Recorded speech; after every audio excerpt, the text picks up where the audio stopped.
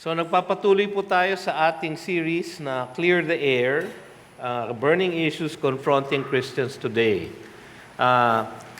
Para sa mga bago sa ating iglesia, sa ating church, hindi po karaniwan sa GCF ang mag-topical preaching.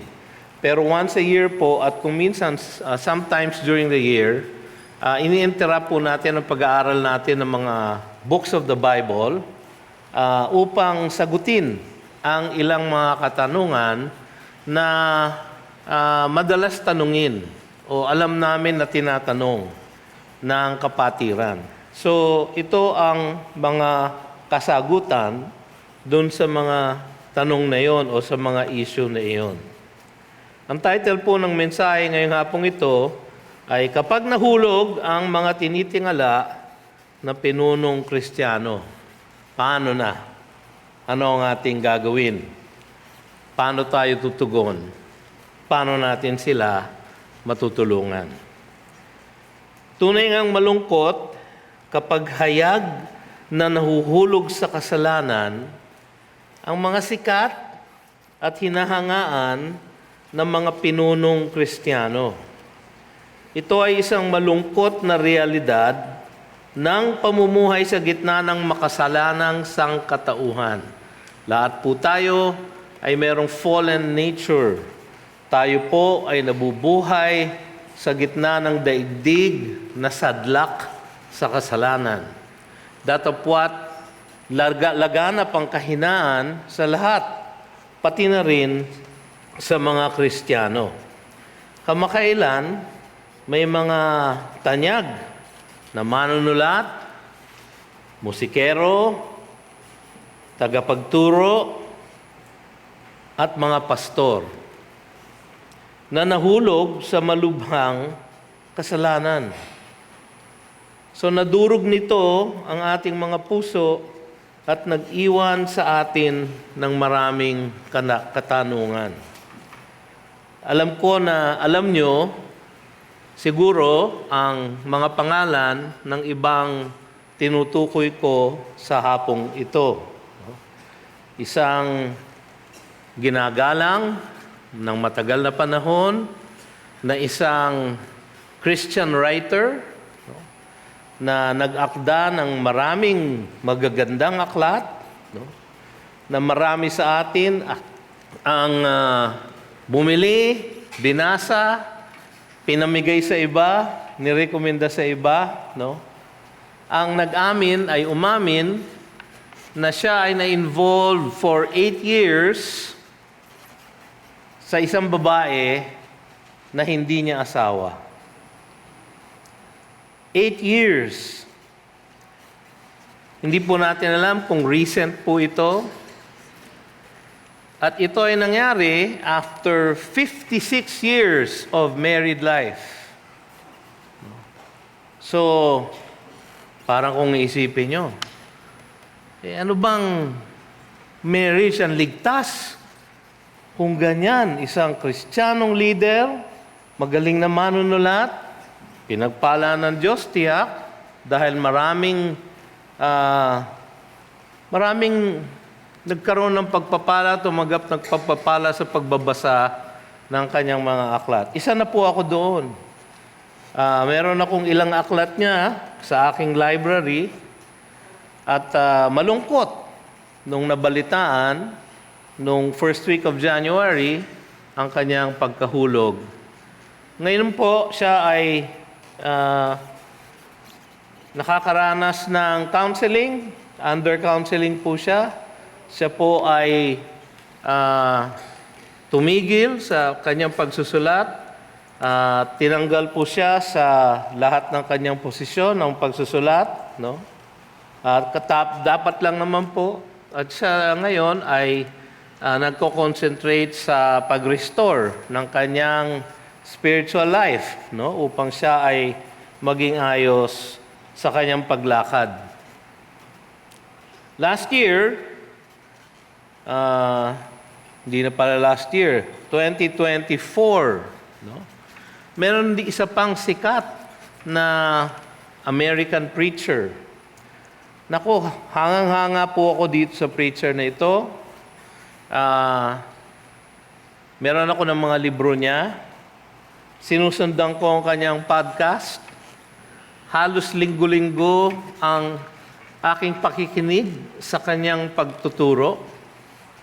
Yung mga conference na kung saan siya speaker ay palagi kong sinusundan. Sabi nga ng iba na nakakakilala dito sa isang sikat na pastor na ito na pareho daw kaming mag-preach. Parang meron akong mannerism na kapareho niya, no? At gustong-gusto ko po ang kanyang style at ang kanyang faithfulness sa salita ng Diyos.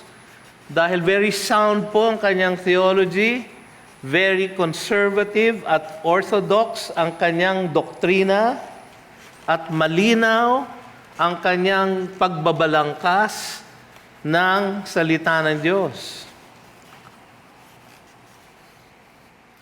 Merong anunsyo na siya pala ay nabubuhay ng, ano ba tawag doon sa Tagalog? Dalawang buhay. Double life. No? Para siyang balimbing. Balimbing. Balimbing yung fruit na, well, yung matatanda, naiintindihan na. Ibig sabihin, no? Parang dalawa ang kanyang buhay. No? Meron siyang buhay bilang isang sikat na pastor, at meron siyang buhay na kung saan siya ay nagkaroon ng isang 5-year-long relationship sa isang babae na hindi niya asawa. Mga kapatid, yan po ay dalawa lang sa mga halimbawa ng mga lalaki ng Diyos na nahulog sa kasalanan. At marami pang iba. I'm sure makikilala nyo yung isang magaling na apologist na nagdi-defend ng Christian faith. Mahusay magsalita, marunong, matalino, maraming nalalaman tungkol sa filosofiya, at napakagaling sa pagtatanggol ng Kristyanismo. Pagkatapos niyang pumanaw, lumabas na siya rin ay nabubuhay ng double life. Na sa gitna ng kanyang marriage, siya ay nag-i-indulge sa sexual immorality. So mga kapatid, itong isang lalaki ding ito, matagal kong hinangaan. Ang mga libro niya ay binasa ko. Ang kanyang podcast ay sinundan ko. Ang kanyang ministeryo ay sinuportahan ko. At nung siya ay nagpunta dito, nagkaroon kami ng pagkakataon na makulayaw siya sa isang dinner. At nakamayan ko pa.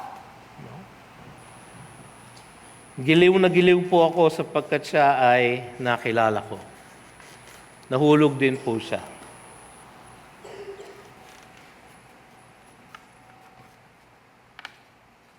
Hindi naman po tayo kailangan tumingin lang sa ibang bansa, kahit po sa ating sariling bansa, kahit po sa ating sariling iglesia.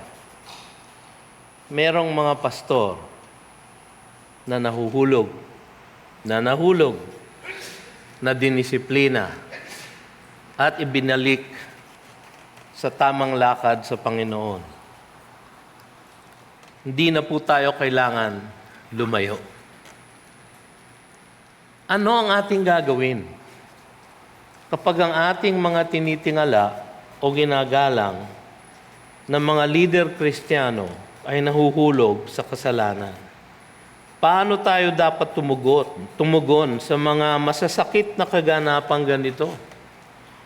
Bagaman hindi natin masasagot ang bawat tanong o ang lahat ng tanong, maaari tayong magabayan ng salita ng Diyos. So una, titignan natin ang tamang tugon ng bawat mananampalataya, ang ating personal response. Tapos titignan po natin ang tamang tugon ng iglesia, our public response as a church. No? Pangatlo ay doon tayo magtatapos, ang tamang kaisipan para sa bawat Kristiyano. Ano ang dapat nating filosofiya pagdating sa ganito, sa mga taong ganito?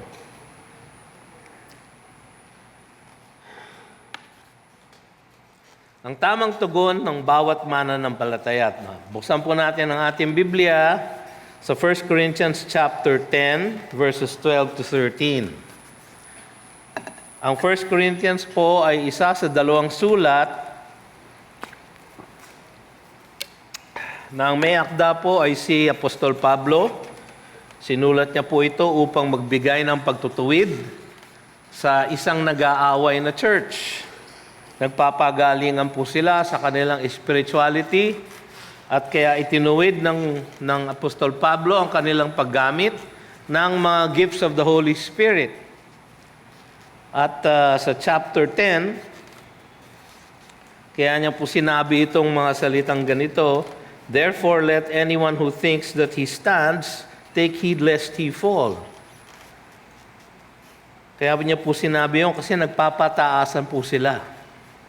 Meron pong spiritual pride na namumutawi dun sa kalagitnaan ng kongregasyon na yon. At yung spiritual pride na yon ang sumisira ng kanilang unity, sumisira ng kanilang pagiging magkakapatid sa pananampalataya, at sa totoo lang sumisira sa tamang paglakad ayon sa Panginoon ng mga miyembro ng Corinthian Church. Verse 13, ang sabi, "No temptation has overtaken you that is not common to man.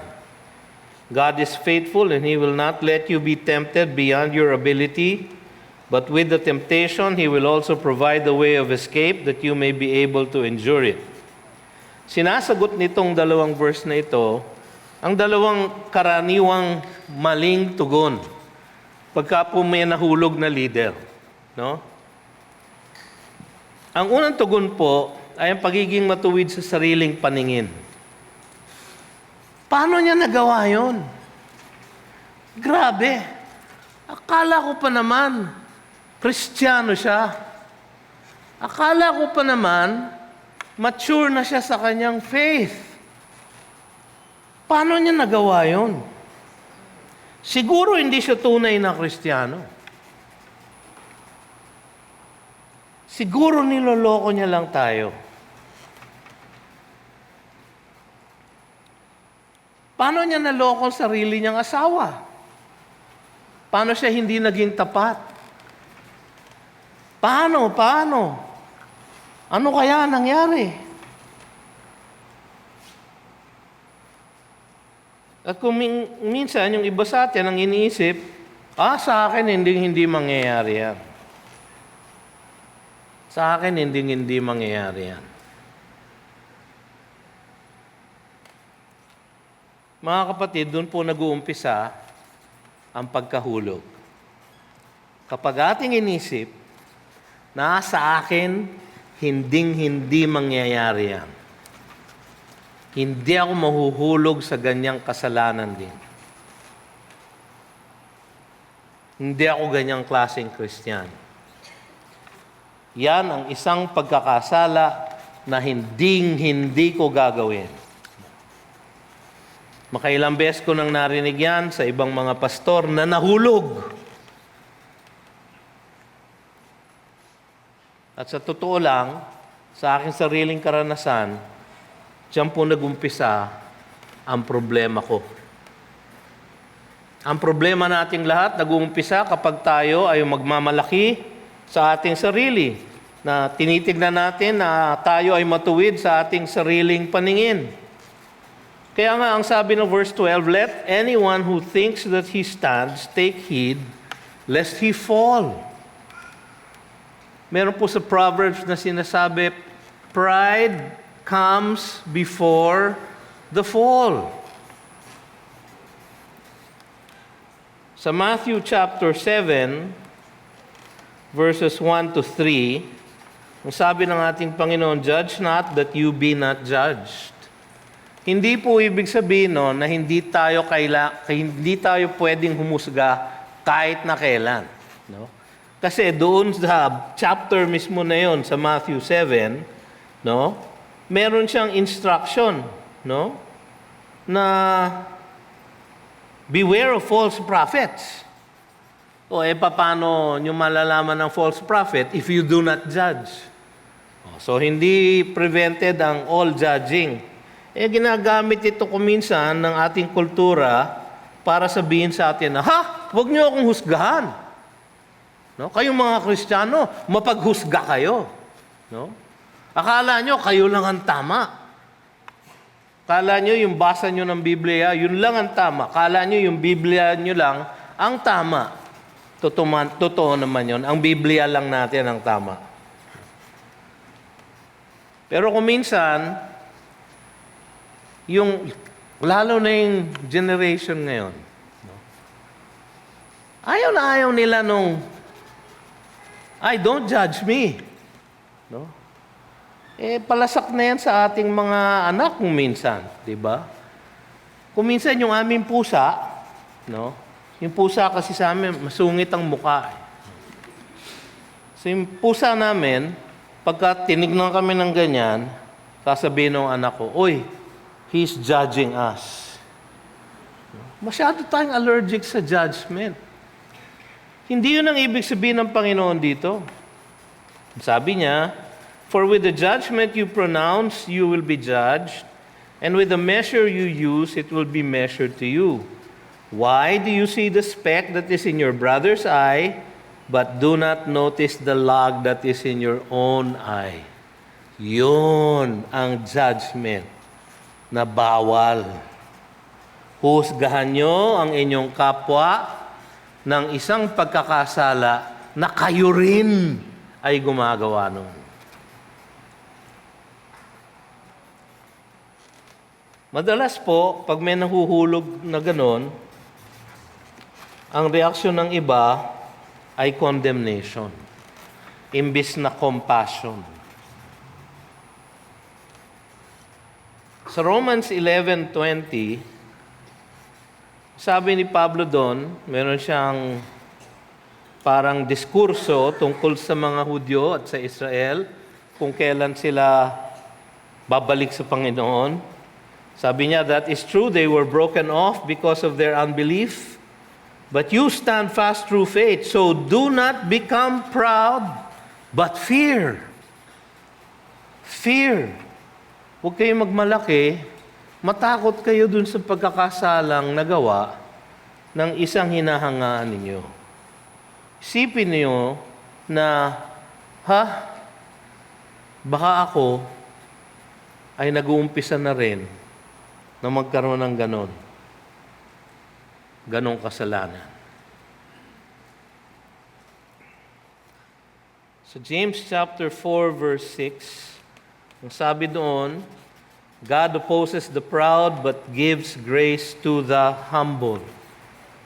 Kapag tayo nagre-react with spiritual pride sa mga nahuhulog sa kasalanan, baka mamaya tayo rin ay magkasala ng ganon.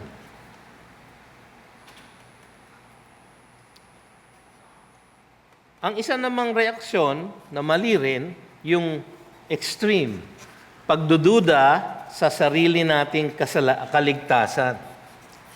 Kung nahulog siya, pastor, kung nahulog si pastor ganyan, paano pa kaya ako? Ako'y hamak na miyembro lamang. Kung nahulog siya, na magaling mag-preach, magaling magbasa, magaling magsulat, kung nahulog siya, paano na lang ako? Yun naman ay isa ding maling reaksyon. Ang sabi ng verse 13, God is faithful. Sabi doon, and He will not let you be tempted beyond your ability. So no temptation has overtaken you that is not common to man. So ang lahat ng temptasyon ay naranasan na ng lahat ng tao. Kaya ang sabi ng Panginoon, God is faithful, and He will not let you be tempted beyond your ability, but will also provide the way of escape that you may be able to endure it. So merong way of escape So huwag kayong biglang matakot o magduda sa inyong pananampalataya dahil lamang sa isang leader na nahulog. Ako nagpapasalamat ako na meron akong ibang mga tinitingala na naging tapat. No? So parang balansyado lang. Marami namang tapat. At higit sa lahat, ang ating Panginoon ay hindi mahuhulog. Hindi magfe-fail. Kung sa Kanya tayo titingin, hindi tayo matitisod. Yun po ang tawag na matatanda doon sa mga nagsastumble dahil sa mga leader na nahuhulog. Natitisod sila. No? Matanda na nga pala ako. Kaya alam ko ang tawag ng matatanda. No? Natitisod sila. They are stumbled. 2 Peter 2:9, then the Lord knows how to rescue the godly from trials and to keep the unrighteous under punishment until the day of judgment. So, alam niya kung paano niya tayo i-rescue sa mga pagsubok na ating dinadanas. Kuminsan kasi, kapag tayo nakakaranas ng mga paghihirap, natitempt tayo na magkasala. Una, magduda na ang Diyos ba ay tutugon sa aking panalangin. Pangalawa, kaya ba ng Diyos na solusyonan ang problema na aking dinadanas? Pangatlo, tinotorture ba ako ng Panginoon? Kaya ba nangyayari sa akin ito? So lahat yon ay maling kaisipan. At kung minsan sa gitna ng ating paghihirap na pepuwersa tayo ng ating circumstances na isipin yung ganong klaseng pag-iisip. Mali din po. God is faithful. He will not let you be tempted beyond your ability. Naalala niyo yung kwento ni Job? Si Job po, ang sabi ng first few chapters ng kanyang aklat, is the greatest man from the east. Mayaman po siya. He is blameless before the eyes of God. Maka-Diyos po siya.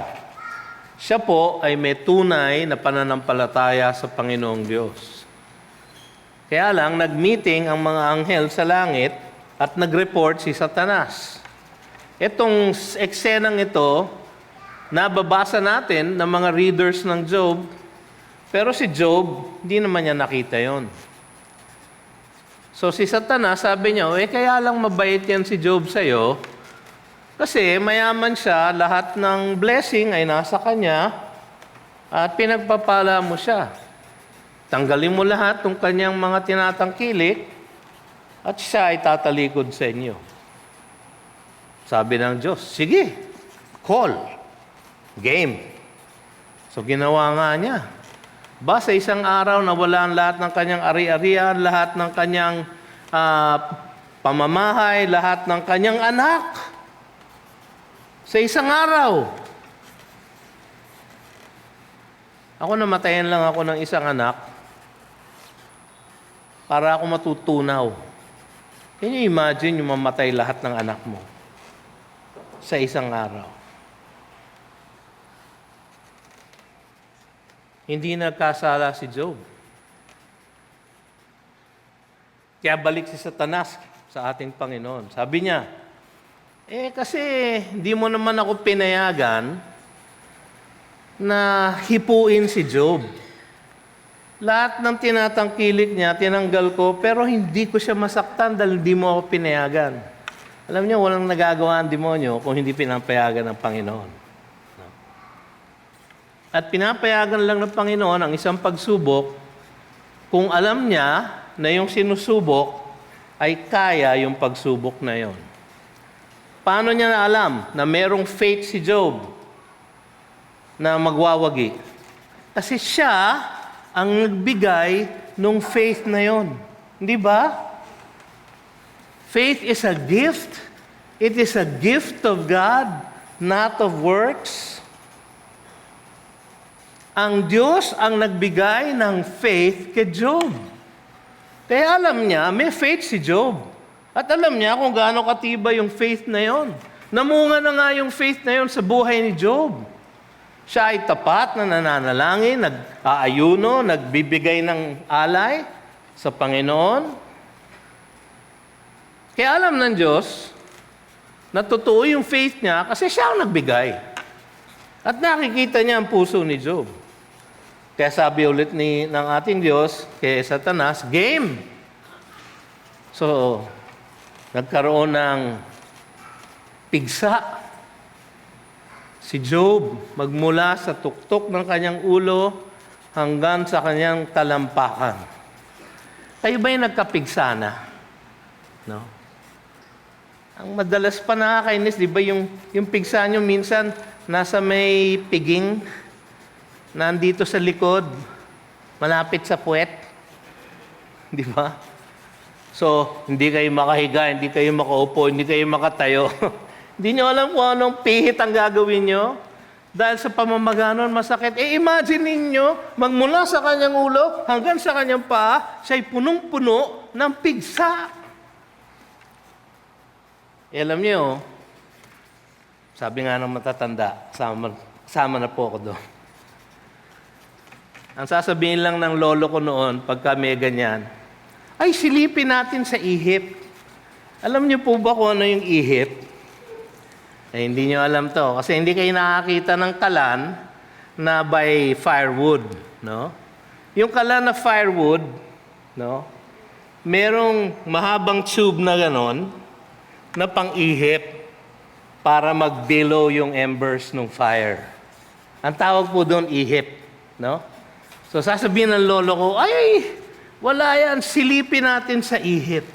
So sisilipin niya kunyari ng ganyan, at kapag tama na yung pwesto, tsaka niya pipihitin ng madiin. Wala na yung pigsa mo. Mahihimatay ka nga lang sa sakit. Isipin ninyo, ang sakit ni Job ay puro siya ganon. Anong sabi niya? Should we praise God only because He blesses us? Sabi niya sa kanyang asawa. Sabi nga nung asawa niya, curse God and die. Mamatay ka na. Ayaw nakitang asawa, puro ka na pigsa. Hindi nagbigay si Job. Hindi nag-fail ang kanyang faith. Bakit?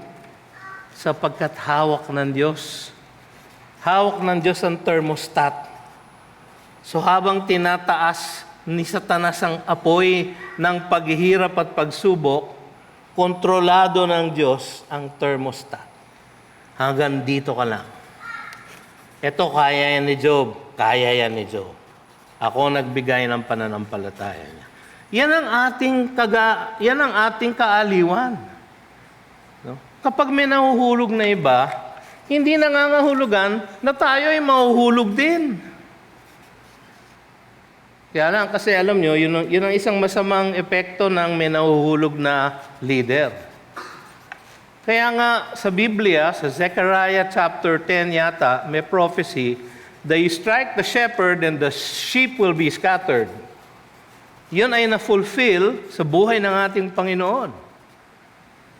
Sa Garden of Gethsemane, nung dinatnan siya ng mga sundalo, at inaresto siya, ang kanyang mga disipulo ay nagawala.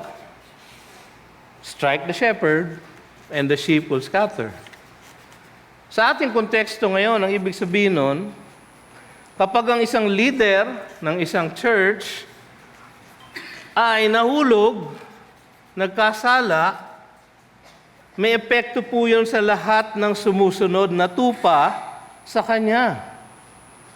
Sapagkat sila rin ay manghihina at maaring magkasala.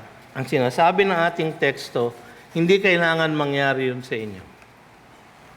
Mga kapatid, yung mga miyembro ng GCF na nandito, ilang beses na tayo nag-meeting para magkaroon ng restorative discipline sa ating church.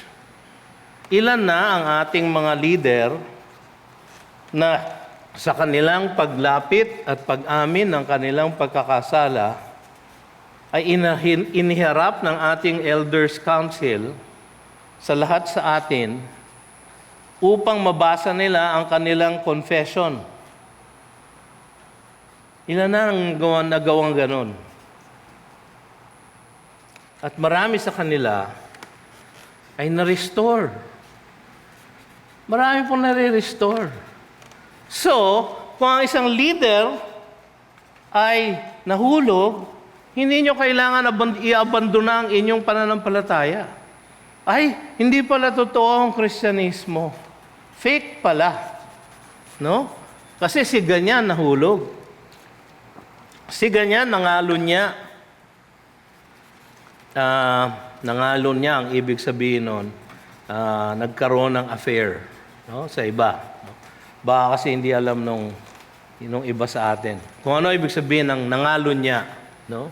Nakiapid. Isa pang malalim na Tagalog yun. Ang hirap kasi i-describe no? Hindi naman lahat ng nahuhulog na ganon ay fake na Kristiyano. In fact, ang karamihan ay tunay, ngunit nang hina lamang. At ang katunayan ng kanilang pagiging tunay ay ang kanilang panunumbalik at ang kanilang pagrepent. Kaya sa ating church, sineselebrate po natin ang repentance ng isang leader na nagkasala, ngunit kanyang inamin ang kanyang pagkakasala sa ating harapan. So anong dapat kong gawin sa kanilang mga libro, kanta, sermon, video? Tatapon ko na ba? Alam niyo mga kapatid, ito ay opinion ko lang. Kung ang mensahe ng mga ito ay tapat naman sa Biblia, kaya niyo siguro sinundan, kaya niyo siguro inawit, kaya niyo siguro binasa, sapagkat alam niyo na tapat siya sa Biblia. Merong suporta ang kanyang mga sinasabi sa salita ng Diyos. Kung tapat naman ang mensahe niya sa Biblia at patuloy na nagbibigay ng pagpapala sa inyo, hindi niyo naman kailangan itapon o talikuran. Pero sa totoo lang, mahirap pakinggan, di ba? Yung mga podcast nila, yung mga video nila, pag sila'y nahulog na, o mahirap basahin yung kanilang mga aklat, yung bang validity ng kanilang biblical argument ay nawala dahil sila ay nahulog? Sabi nga ni Pablo, let the word of God be true and all of us liars. Ang lahat ay sinungaling, ang lahat ay mali. Ang tama lang ay ang Biblia.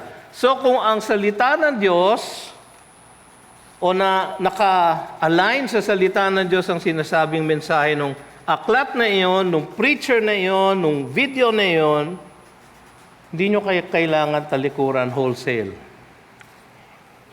Kung ito ay nagbibigay pa ng pagpapala sa inyo. Pero kung hindi naman, hindi kayo tiyak, huwag mag-atubiling gumamit ng ibang mapagkukunan ng tamang katuruan mula sa mga tapat na lingkod ng Panginoon. Marami namang nananatiling tapat. Siguro hindi kasing sikat, siguro hindi kasing galing, pero tapat. Marami pong tapat. Pangalawa, ang tamang tugon ng iglesia. Galatians 6:1 and 2. Binasa natin ito kanina. Brothers, if anyone is caught in any transgression, you who are spiritual should restore him in a spirit of gentleness. Keep watch on yourself, lest you too be tempted. Bear one another's burdens, and so fulfill the law of Christ. Tulungan manumbalik ang nagkasalang kapatid. Restore him in a spirit of gentleness. Ang sabi sa Matthew 18:15 to 17, if your brother sins against you, go and tell him his fault between you and him alone, privately. Sa atin kung minsan, go and tell them his fault. No? Hindi private. Kung minsan, parang prayer request pa, Pastor, meron akong prayer request. Alam nyo kasi si ganyan, may ginawang ganito sa akin. Oh, sinabi mo na ba sa kanya? Ay, hindi po. Ay, huwag mo sabihin sa akin. Kung kayo po ilalapit sa akin at hihingin nyo na idisiplina ko ang isang kasama ninyo sa growth group dahil merong ginawang kasalanan sa inyo, tas hindi nyo pa sinasabi sa kanya, hindi nyo pa siya pinapatawad, hindi nyo pa siya nilalapitan, ay, huwag na kayo magpunta sa akin. Hindi ko po kayo entertainin. Sabi dito, go and tell him his fault between you and him alone. If he listens to you, you have gained your brother. But if he does not listen, take one or two others along with you, that every charge may be established by the evidence of 2 or 3 witnesses. Napaka-importante po nun. If he refuses to listen to them, tell it to the church. Step 3 na po yun. And if he refuses to listen even to the church, let him be to you as a Gentile and a tax collector. Ano ibig sabihin nun? Let him be to you like he is not yet a believer. Ano ang ginagawa natin sa hindi pa believer na nasa ating kalagitnaan? Ano ang ginagawa natin? Pinagpe-pray natin, sinesera natin ang gospel, tinuturuan ng salita ng Diyos. Hindi natin kinukundina. Hindi natin ini-etchepuera. Yun po ang ibig sabihin nun. 1 Timothy 5:19 to 21. Pastor, paano kung siya ay leader? Paano kung siya ay pastor? Paano kung siya ay elder? Do not admit a charge against an elder except on the evidence of 2 or 3 witnesses. Same process. Same. Kung minsan kasi merong isang elder o isang pastor, hindi gusto ng isang miyembro, gagawa ng kwento, walang ebidensya, tayo po hindi po tayo nakikinig sa hearsay sa ating church. Kailangan po merong evidence of 2 or 3 witnesses. Pinapasulat po namin ang kanilang reklamo, pinapa-establish po namin sa higit sa 2 witnesses para alam namin na totoo. As for those who persist in sin or who sin, no, yung persist po wala sa original. And as for those who sin or who persist in sin, rebuke them in the presence of all, so that the rest may stand in fear. Ilang beses na po natin yung ginawa, pero hindi natin nire-rebuke. Hinaharap lang natin sa membership ng church, ang mga dinidisiplina, kapag sila ay umamin na at nagrepent na. At kung merong ganong klaseng repentance, pinapatayo natin sila sa ating harapan at madalas binabasa nila ang kanyang confession. Alam niyo, napakahirap gawin yun. Napakasakit gawin yun. Hindi dahil nakakahiya sa inyo, kundi nakakahiya sa Panginoong Diyos. Nakakahiya po sa Panginoon Diyos ang basahin ang inyong pagkakasala sa harap ng kanyang kapatiran. As for those who sin, rebuke them in the presence of all, so that the rest may stand in fear. In the presence of God and of Christ Jesus and of the elect angels, I charge you to keep these rules without prejudging. Huwag daw magpi-prejudge. Ayan, mukha talagang babaero yan. Siguro, totoo yung ginawa niya. No? O kaya yung doing nothing from partiality. O hindi naman siguro gagawin ni pastor ganyan yun. Tignan mo mukha, ang bait-bait. Wala po sa mukha. Wala din po sa itsura. Kung minsan wala nga pong itsura eh. No? Hindi kayo makapaniwala, yan, nangalo niya yan. Ibig mong sabihin, may pumatol dyan. Alam nyo, hindi po masakit yon. Mas masakit po yung in the presence of God and of Christ Jesus. Yun po masakit. Ginagawa natin yon not to discipline, not to punish, pero upang sila ay manumbalik. At purihin ng Panginoon, marami sa mga dinisiplina ng ating church ay nanumbalik at naglilingkod hanggang ngayon. Isa na po ako doon. 2 Thessalonians 3:14-15. If anyone does not obey what we say in this letter, take note of that person and have nothing to do with him, that he may be ashamed. Do not regard him as an enemy, but warn him as a brother. Kapatid pa rin. Kapatid pa rin. Tiyakin ang sariling puso. Sabi ng ating teksto sa Galatians 6, you who are spiritual. Ano ibig sabihin ng spiritual? Spirit-filled, controlled by the Spirit. Yung mga sumusunod sa sinasabi ng Biblia. Yung mga nagpapasailalim sa control ng Espiritu ng Diyos. You who are spiritual, keep watch on yourself.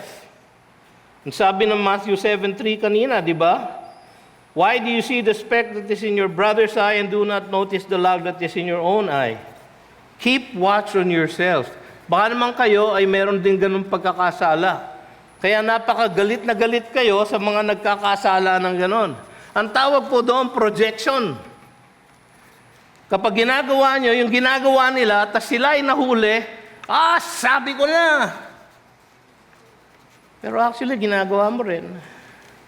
Kaya sabi ng Panginoon, keep watch on yourself. Tiyakin ang ating sariling puso.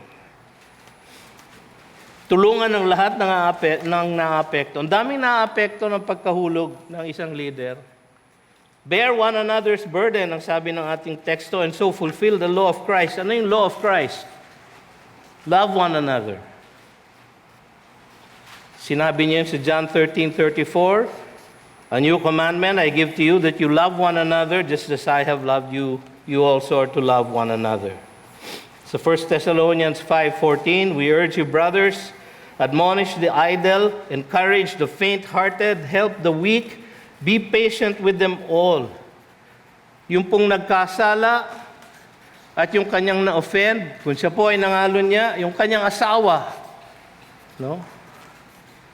Kung minsan, panay ang lapit natin dun sa nagkasala, alalayan ka namin. Walang lumalapit dun sa asawa. Walang lumalapit dun sa naabuso. Paano na lang sila? Dapat tulungan natin ang lahat ng naaapekto. Pangatlo, ang tamang kaisipan para sa bawat Kristiyano. Hebrews chapter 12, verses 1 and 2. Una, tumingin tayo sa mga halimbawa ng tapat na pananampalataya. Sabi ng verse 1 sa Hebrews 12:1, therefore, alam niyo naman, pag may therefore, kailangan niyo alamin what it is there for. Diba? Therefore, ay kasunod ng chapter 11 ng Hebrews. Ano ang chapter 11 ng Hebrews? Ang tawag po doon, the Hall of Faith. Sapagkat doon po naka-enumerate ang mga Old Testament saints na naging tapat. Hindi naging walang sala, hindi blameless, hindi perfect, kundi naging tapat.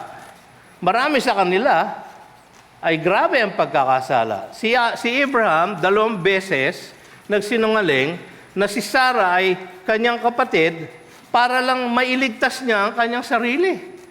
Ipinain ang kanyang asawa. Ginawang bayad ang kanyang asawa. No? Iya mo na siyang mapariwara, wag lang ako. 2 beses ginawa ni Abraham yon. Si Moses, mainit ang ulo, imbis na nagsalita sa rock, pinalo ng gigil. Grabe itong mga taon to, ang kukulit. Pinalo yung rock. Dahil doon, hindi siya nakapasok ng promised land. Huwag na natin pag-usapan si David. Ang dami niyang asawa, di ba? Yun ang kanyang kahinaan. At hindi pa nakontento, nangalo niya pa ulit. Kumuha pa ng isa pang asawa, si Bathsheba. Dahil nakita niyang naliligo. Hindi yun ang ibig sabihin ng pangalan niya, ha? Baka isipin nyo, kaya pala siya Bathsheba. Kasi naliligo siya nung nakita siya ni David. Hindi po. Yun po talaga ang pangalan niya. Sa magandang babae, siyempre kahinaan ni David, hindi niya nakokontrol yung kahinaan niya. Hindi siya dinidisiplina sa kahinaan niya. Kaya nagresulta sa immoralidad. Si Samson, wag na nating pag-usapan si Samson. No? Napakarami niyang ginawang pagkukulang. Ngunit ang kanilang common denominator ay meron silang pananampalataya sa Diyos at sa kanyang mga pangako. So yun ang therefore, since we are surrounded by so great a cloud of witnesses, sabi doon, we are surrounded by so great a cloud of witnesses, tumingin tayo sa mga halimbawa ng tapat na pananampalataya. Marami naman sa Biblia. Hindi sila perfect, sila ay forgiven. Parang tayo lang. Sabi doon, let us also lay aside every weight and sin which clings so closely. Ang isa sa mga weight o sin na ito siguro ay ang ating personal self-righteousness. Hindi mangyayari sa akin yan.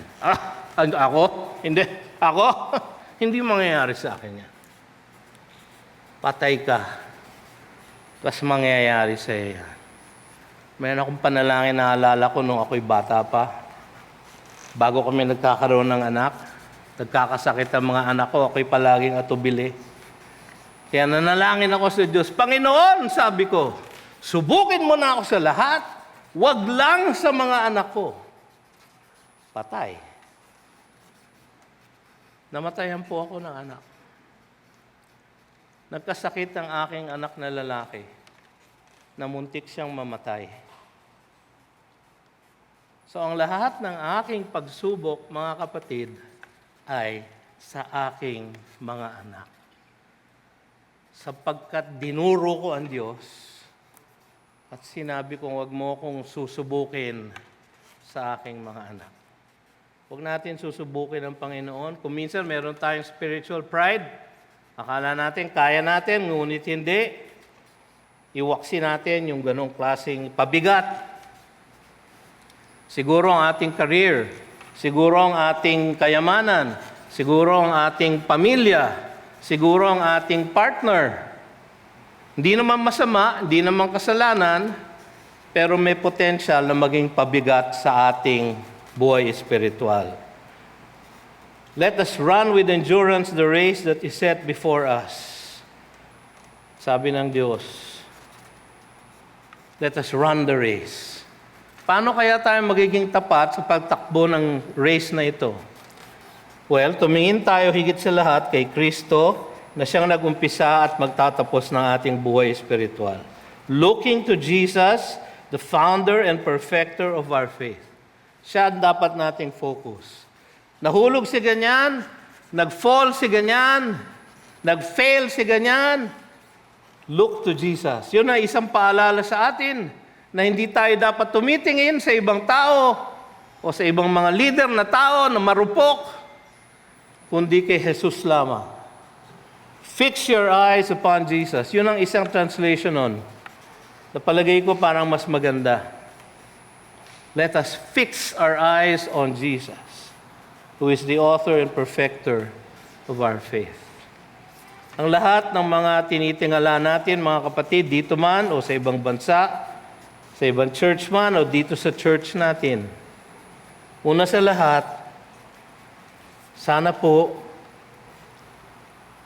huwag nyo kaming titingalain. Huwag po kayong titingin sa amin. Kami po, ng mga pastor, ay may kahinaan. Maaring mahulog. Nahulog na nga yung iba. No? Huwag kayong titingin sa amin. Huwag ninyong kakapitan ang inyong mga pastor para sa inyong pananampalataya at paglago sa pananampalataya. Okay, si Kristo Jesus lamang.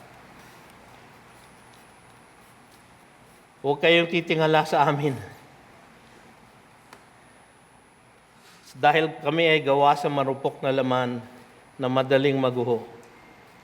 Huwag tayong titingin sa tao lang. Alalahanin natin ang mga naging tapat. Sabi sa Hebrews 13:7, remember your leaders, those who spoke to you the word of God.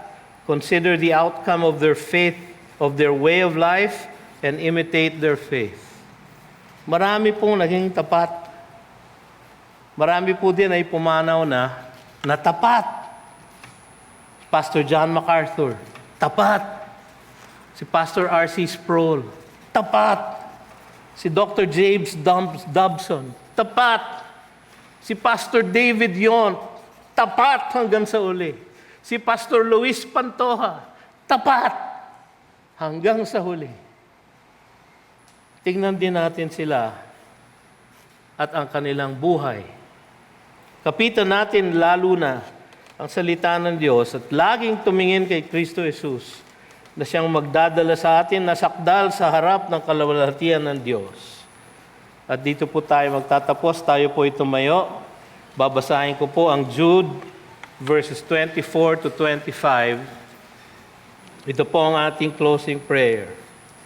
Now to Him who is able to keep you from stumbling and to present you blameless before the presence of His glory with great joy, to the only God our Savior, through Jesus Christ our Lord, be glory, majesty, dominion, and authority before all time, and now and forever.